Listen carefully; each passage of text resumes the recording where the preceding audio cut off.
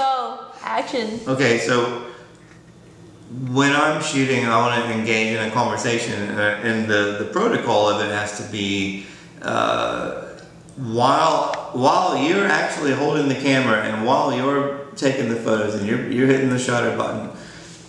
During that whole time, you can't let the other person talk. That's the key to this whole thing.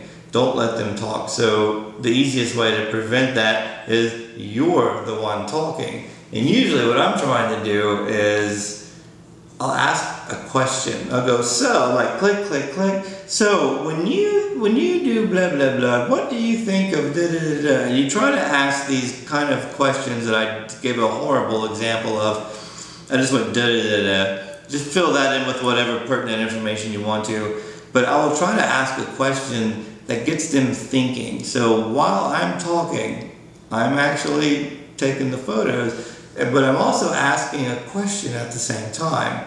And that makes them go, like, how am I going to answer this? So their brain is actually thinking, and they're not really thinking of the camera being poked in their face anymore. They're focusing more on the human interaction.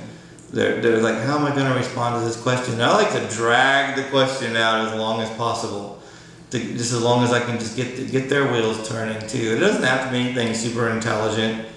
So do you like 2-ply or just single ply? Because I know that they say the value is better with 2-ply. Click, click, click, click, click. But I think the single value is like, I don't know, I'm a guy, so maybe I don't take advantage of both plies. And the whole time I'm doing this, talking about the 1-ply or 2-ply paper, click, click, click, click, click, and they're formulating their answer to a very silly question, but their brain is going, how am I going to answer this? I do say some fairly weird things during a shoot, but regardless of it being weird or not weird, there's a timing, there's a cadence to it, where I don't want the person to talk while I'm taking the photos. That's my turn to talk, and I can just be silly, or I can ask a question, or I can tell a story. Maybe that story is requiring their input. Like, what do you think of this? And I'll tell the story. And the whole time I'm talking, click, click, click, click, click, click, click.